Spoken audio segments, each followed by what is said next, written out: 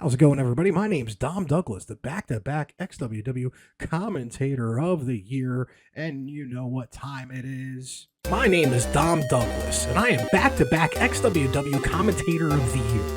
With that comes some responsibilities, but also a lot of fun and excitement, and I'm never ashamed to look like a complete fool. Speaking of that, I love playing Magic the Gathering, so much so that I kind of think I play it a little bit too much, and I have some opinions.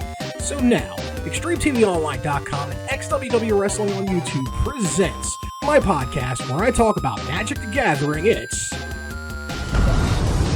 the Goblin Grenade Podcast. Yes, that's right. It's the Goblin Grenade Podcast, episode 9. This time, ban and restricted announcements just happened the other day. I'm going to talk about them real quick. And I did something 2 days ago, which was a day before the ban and restricted announcement. It's going to be a little bit of a weird episode because we're going to go back into the past. 2 days, as I said before, because there's a certain somebody who might have a thing or two they want to say. Hi, this is Past Dom here. A few days before the B&R announcement with my predictions. It's going to play on the podcast. Let's see if I'm right on this coming Goblin Grenade Podcast and the ban and restricted announcements. I think in standard. Hopefully it's Sheridan, the Apocalypse. Hope that card gets banned. Wandering Emperor as well. Possibly Leyline of the Guild Pact. Or Leyline's Binding. One of those two. Sunfall or Farewell. And something probably from the Green Ramp Stompy. I don't know what ramp or stompy green card would justify getting banned. It is a broad shooting my shot at a bunch of different things. I don't even know if Sunfall or Farewell gets banned. I don't even know if they'd banned anything in standard. Obviously, Wizards is not giving a shit about that format in a long time. Pioneer might be spicy. I think it's something Cascade related and something vampire related, because that last big Pro Tour, in the top 14 decks, 8 of them were Rakdos vampires or something like that. I think they just try to like nerf the power level of that particular deck ever so slightly. And it wouldn't surprise me if it was Vein Ripper getting the plug on that one. Modern, I think Bowmasters and Grief, they finally pull the trigger on and ban one of those two cards. Also, once again, something Cascade, because Pioneer and Modern, and to a lesser extent, I think Legacy, has a little bit of a Cascade problem going on right now. Something affecting Guild Pact Zoo. If you don't know what it is, once again, Leyline of the Guild Pact, getting Scion of Dracos on turn 2 and whatnot is a problem, and something might be need to get done with it. Now, that's my predictions. And I'm shooting tons of shots. But let's see if I'm right. Future Dom, which is weird to say. All right. Bye. Thanks, Dom. In the past, I could not have been any more wrong on those predictions. I knew the Cascade was going to get a ban. Something in that deck was going to get banned. But I was not anticipating nothing else. So we're going to go over the quick BNR announcement and page and whatnot. Standard, nothing. Pioneer, nothing. Modern, Violent Outburst is banned. Violent Outburst is 1 red and a green for an instant with Cascade. When you cast this spell, remove cards from the top of your library until you remove a non-land card that costs less. You may play it without paying its mana cost. Put the removed cards on the bottom of your library in a random order. Creatures you control get +1/+0 until end of turn. It's an instant. It can be done at any time. Reason why this card got banned: it enables 2 of the more broken kind of Cascade and something else decks, the Living Death and the Rhinos. There's a mechanic called Suspend. You can get a really powerful spell, but for cheap. But you have to kind of put it in exile, and it gets a number of counters on it equal to its suspend cost. And at the beginning of your upkeep, you take a suspend counter off of that spell. When the last counter is taken off, you may cast it without paying its mana cost. So what happens with Violent Outburst is you go into the Stampeding Rhinos or whatever that gets you 2/4/4s, and because you didn't cast it, there's no suspend counters on it, so it immediately gets casted for free. You could do that. You would get force and negations and stuff. You did a lot of broken things, and Violent Outburst was one of the things that was the most broken part of the deck, where it basically let you do that on your opponent's end step when they were most vulnerable. Or when they were tapped out or they had no time to react. So I can see the Violent Outburst getting banned. It hits 2 decks and mainly doesn't cripple Cascade or nerf it in such a way that it's unplayable, but it definitely makes it a little bit more fair. Legacy, which is one of the older formats, Eternal formats, nothing changed. Nothing ever really changes in Vintage and Legacy and Vintage. But Vintage, Ponder is now unrestricted. If you don't know what unrestricted means, and it only really applies to Legacy and Vintage, you have your banned cards, and then you have restricted cards, which you can only have one of in your deck, because Legacy and Vintage are very powerful. It uses cards from the entirety of Magic the Gathering's entire history. So very powerful stuff can happen. Ponder is a 1 blue for a sorcery. Look at the top 3 cards of your library. You may put them back in any order. You may shuffle your library, draw a card. It's a simple cantrip, but it does let you do some broken things. But then again, it's Vintage, so everything's broken in the most beautiful of ways. I wasn't expecting an unrestricting, because they never do that. Explorer, no changes, which is basically Arena's version of Pioneer, and Pauper, no changes. They discussed on December 4th at the end of the year. They had planned today's announcement, so they can at least gather data on what happened. Standard, they go on to say when they revitalized Standard, it took a bit, but now it's starting to see steady play with a lot of different metas and a lot of different decks in the meta, and it's true. But a lot of those decks are using, Sheridan and Wandering Emperor. Standard is now returned to being the most played 60-card tabletop format in store, in addition to being the most played among the digital format, which is Arena. But let's be real here; it's the format to play in Arena, unless they're trying to get you on that alchemy BS. It looks healthy and fun. They say there's macro archetypes within certain archetypes. Some exciting new combo decks have been unveiled. The 68 card something deck is like lighting Standard on fire for its fun weirdness, because you usually want to stick to that 60 card format, and this deck's like, nah fam, I'm gonna play 68. Larger card pool than ever. Players are saying fun. Speaking of which, on Standard, next week's episode, which I'm probably going to film tomorrow, it's going to be a little different. I'm going to do some budget brews in Standard if you want to get back into Standard. It's something I've been doing on the side and have never released, just because I think it brings my creativity out in Magic the Gathering, where I set myself a $10 budget. That's a 60-card deck and a 15-card sideboard. It's a full complete deck for under $10, and I do these a lot, and I've just never put them out. And the whole thing is, it's not just getting, the best, just throwing a random 75 cards in and calling it a day. No, I want these things focused. I want these things with, that have a game plan, that have play patterns in it, just in case you might want to check out some Standard shenanigans and you don't feel like, dropping all that money, because some of these Standard decks are like hundreds of dollars again. When they discuss Pioneer, they made changes in the last announcement. That the last time they did a BNR for Pioneer, the recent sets impact No More Lies, Deduce, Meticulous Archive, and Azorius Control. Amalia Bendaviz Aguiar, Amalia, is a centerpiece of Renane State Creature combo deck, which is kind of BS with one of the ways you can win. Picklock Prankster and Sleight of Hand, bringing Is It Phoenix back from the dead. Archdruid's Charm, actually, Is It Phoenix has not been a thing for a while. Archdroid's Charm providing utility to the Lotus Field combo, breakout decks with the Rakdos Vampires, with Vein Ripper and Sorin Imperious Bloodlord.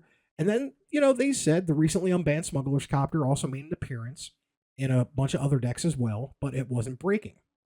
Explorer, each card banned in Pioneer that is available in MTG Arena is also available in Explorer, so that's why no bans. Already went into why Violent Outburst was banned, but basically they remove Fury and up the Beanstalk. When you take away cards from the most powerful deck in the meta, another deck is gonna rise. That deck was Cascade. So, did that. They've seen Team of Rhinos, Living End, Golgari Yawgmoth, Amulet Titan, Is It Murktide rise as well. Players have had some success with Leyline and the Guild Pack, which is a new, basically Leyline Zoo, they're calling it, with Scion of Draco and Leyline Binding. Team of Rhinos had begun to approach Rakdos mid-range dominance, and they wanted to preserve the Cascade strategies, so they wanted to keep the deck alive and viable and playable. They just needed to, pump the brakes on it a little bit. So the easiest way to do that was just ban Violent Outburst. It was the most degenerate card in that deck to lead to some pretty bad things. Legacy never changed. They are checking out a couple cards, and I'll go into it as well when I go into my deep dive on the bannings. And Ponder, basically just, kind of like, let's see what happens with Ponder, right? The cards have gotten so much more powerful that Ponder isn't really a problem anymore, which is great. Also, in the interim, during Cosplay Wrestling Universe, I did a sweet trade for 2 of the 4 Fallout Commander decks. I got wow, that was weird. I got Dogmeat, and then I got Kaiser. I know it's Caesar, but in Fallout, they call him Kaiser. Let's put those onto the side in a very gentle manner as we get into kind of the deeper dives here. With my heinously written homework.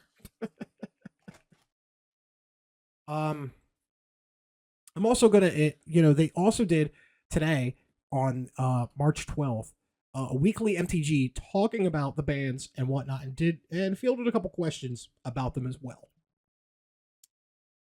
I was shocked that Shirada and Wandering Emperor didn't get anything. Domain didn't get anything. Sunfall, Farewell, one of those 2 didn't get banned.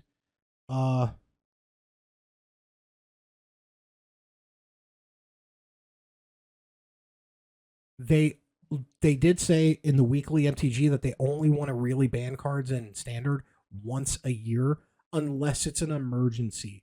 Like, unless it's like Oko or Feldor Guardian type of thing that happens. Pioneer, I was shocked at Treasure Cruise and something from Vampire. Like, I'm surprised Is It Phoenix and something from Vampires didn't get hit. And they basically explained that Is It Phoenix was not even being played for the last year until Wilds of Eldraine with Picklock coming in and giving it more viability. So Is It Phoenix is all of a sudden back. They want to see how it goes over the next couple of months. I thought they might have done something with Rakdos Vampires only because, yes, it did win the Pro Tour, but over 65% of the field was Is It Phoenix and Rakdos Vampires, if I'm not mistaken. So I really thought they would just do a knee-jerk reaction to try to say, hey, we're on top of things, but they wound up not doing both of those, which was shocking.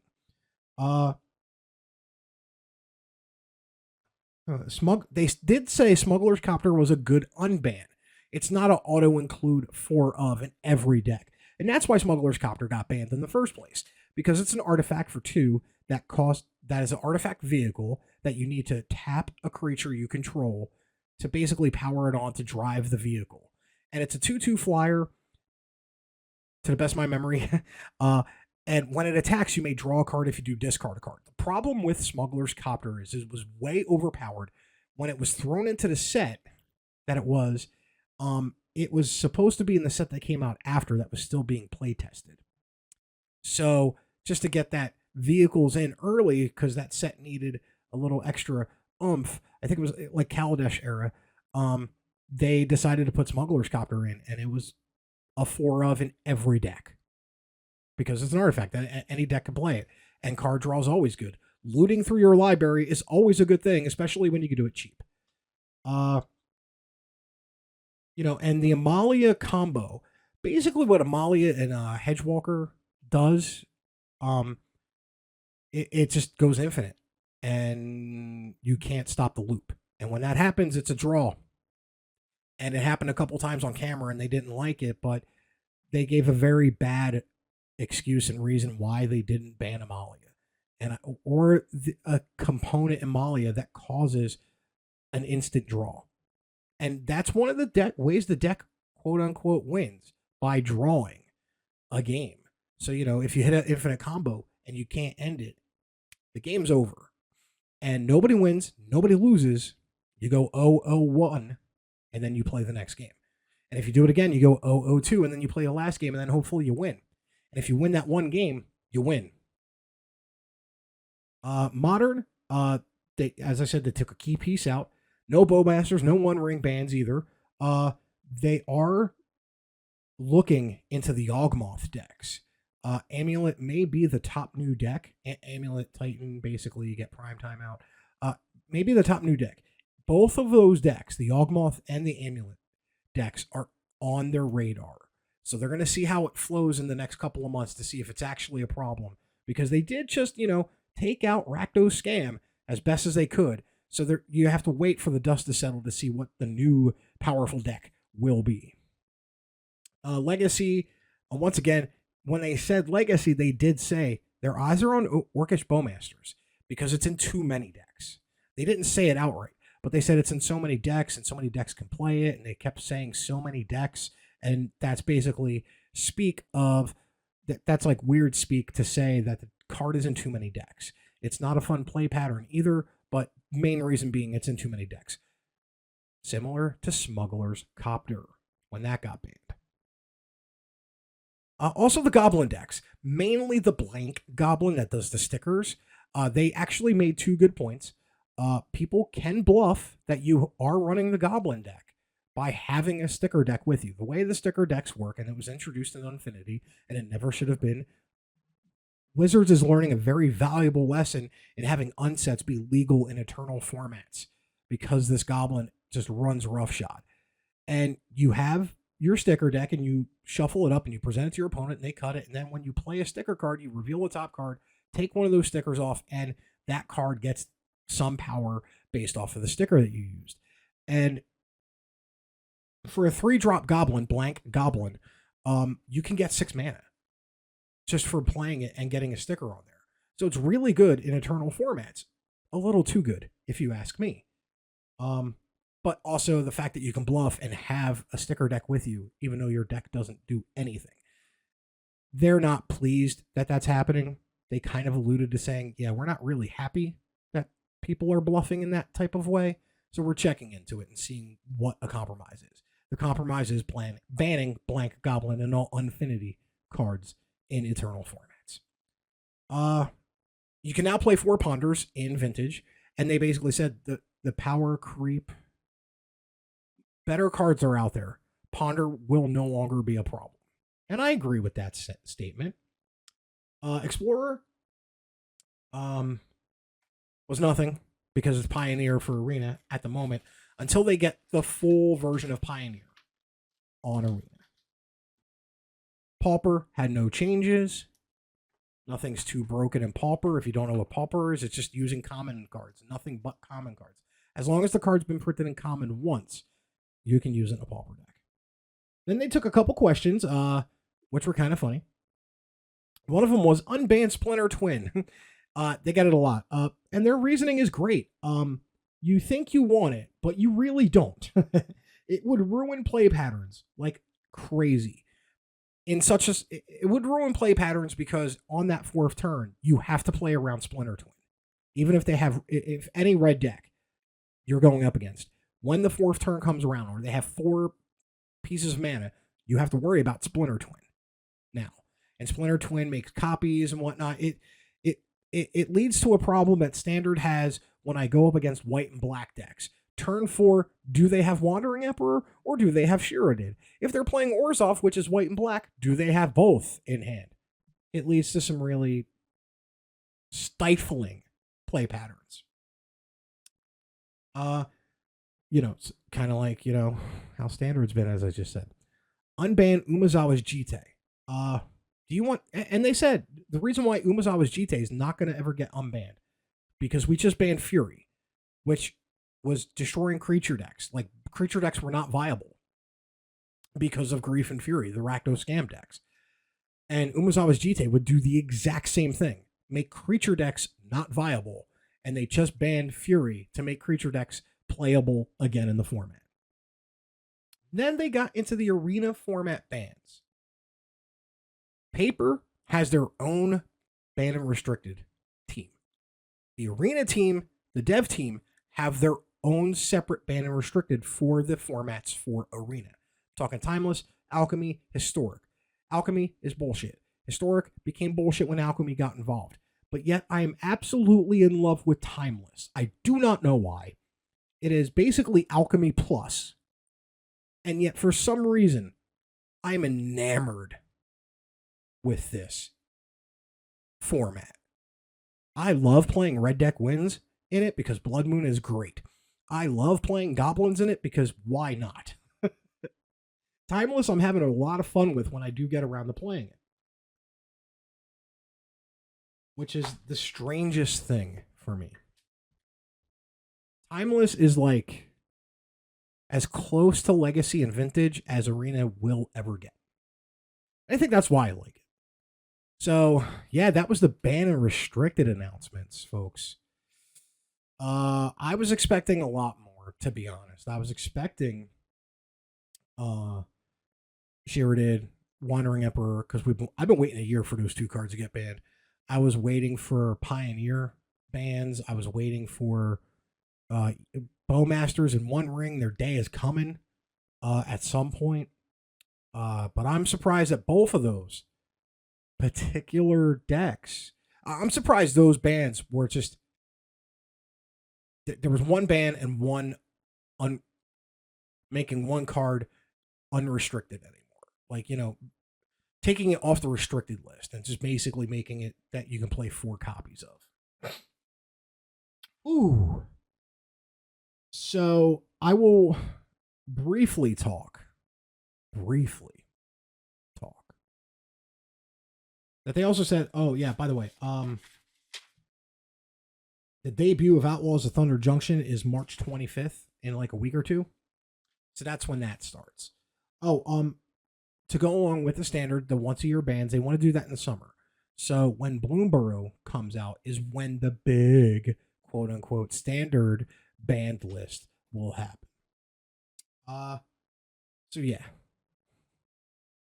I was not expecting this to be this quick of an episode with me talking about the ban and restricted announcements. I do have the other 2 episodes filmed for the rest of my commander decks, and they are done in a different way. I'm learning. I'm improving. I do have a bit of a micro episode coming out. There was this comic convention, Matthews Comic Con, and Cosplay Wrestling Universe was there, and I was part of that. And I got to do some interesting things in between our shows. I did a sealed pool for Murders at Markov Manor, and I happened to do this amazing trade. Spoilers, it was a pretty good trade on my, for both of us, but my end, definitely. One of the booths, I traded an anime Smothering Tithe, 7 copies of Dragon's Approach, which is a card that you can have more than 4 of in a deck, and 6 copies of Rat Colony, which is the same thing, and $12. And that got me the Dogmeat Commander for Fallout and the Kaiser Commander for Fallout. Kaiser is actually in a box right now. I'm trying to decide which box to put Dogmeat in. They're going to get played once or twice, not modified, but they are going to be modified. A couple of cards. I like to take like at least 5 to 10 cards out of each of those and put 5 to 10 cards back in. I also may, I'm going to get the other two. I'm going to get For Science and the Mothman one as well, because I really do love Fallout, to the point that I'm now back on my half year playing Fallout 76. Every like 6 months or so, like 4 to 6 months, I'll re-download Fallout 76 and play it for like a month and then delete it and then and then wait another 6 months to play it again. That's the joy of having Xbox Game Pass, I guess. I do know. It's funny too. 2K24 came out. And I've been watching people play my GM mode. And I love my GM mode in 2K24. Unfortunately, I can't get it yet. I want to wait for a bit. I want to actually get the Xbox X before I get 2K24. And I have some ideas on getting that. But I also am playing 2K23. I bought that when it was on sale during Christmas season last year. And I finally got around to almost finishing the roster for XWW. Mind you, my creator wrestlers are crap. They're not really... If you squint hard enough, you'll know who it is, because I made a lot of people. I also got to download a couple of creator wrestlers too from the game to help me out. So those of you who actually put people like Facade and Fodder and Main Event Monster Fulton and the Zenith and LeBron Cozo and stuff, and people like that, thank you for that. You took a little bit of work out for me. But it wasn't mainly to play the game as the XWW squad. It was mainly for my GM mode and possibly doing something with my universe mode with it. I finally got almost all of them. I mean, the other day I finally got a version of Murph Mancini, Saeed Al-Sabah, and KO Mori. I finally got around to those three guys. And but I'm like, well, there's no point now. And the worst part is that they don't carry over, and I wish they did. I wish your creator wrestlers would have carried over, because it would make my life easy. Now, as I said, if you squint real hard, you'll know it's them. They almost all have the same entrances. There's some funny things that I did. They will have their finishing moves and some of their special stuff and some of their unique traits that the wrestlers will have. They look as close as I can get, and I'm not good at calls, creator wrestlers. But you'll know. Okay, yeah, that's JP Lehman. Yeah, that's Manny Mac. That's Zay Vega. That's Cam Jackson and Jordan Holt ish. Like they're all ish. They look ish like them. But mainly it was meant for my GM mode, and I started experimenting with that, where I took all the guys that I made and there's guys that I made, people that I downloaded, and then I went through the whole list, took every WWE star out. And some of the guys that actually have worked at XWW, like, JD Drake, I put them in the Legends slot. Some guys that I downloaded that like have, I put them in the Legends slot to make it like at least like, hey, you can get some Legends. And then I made all of the local talent that you have in the game basically available. Not available, but I made like 20 of them, 30 of them available, and the rest local. So, you can go and book them and whatnot in GM mode and hire them and whatnot, just to make sure a 4-player draft could fire off. Whoa, yeah, there we go. We vamped for enough time for a half hour. That being said, my name's Dom Douglas, the back-to-back XWW Commentator of the Year. Next week's episode is going to be a little different. It's going to be $10 deck techs, and I'm going to go through like 2 or 3 of them.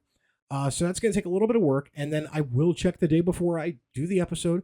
I'll record it on Tuesday so I can get as much up-to-date information as I can before it drops Wednesday, and then we'll go back and I'll make sure that those decks are under $10.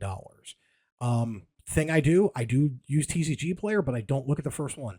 I will deep dive 5, 6, 7 pages deep to see where a good number is. So I'm not just going for the cheapest there. I will actually get something a little bit more realistic, I feel, to that. I can't wait to do it. It's something I've been doing for a while. It was actually meant for my main channel, but I just can't get around to doing it. And I don't know if I will be able to get around doing it because I'm a busy boy. This weekend, I got 3 shows. I'm doing a double shot Saturday. And for a commentator, you never get those opportunities, but you got to take them when you take them.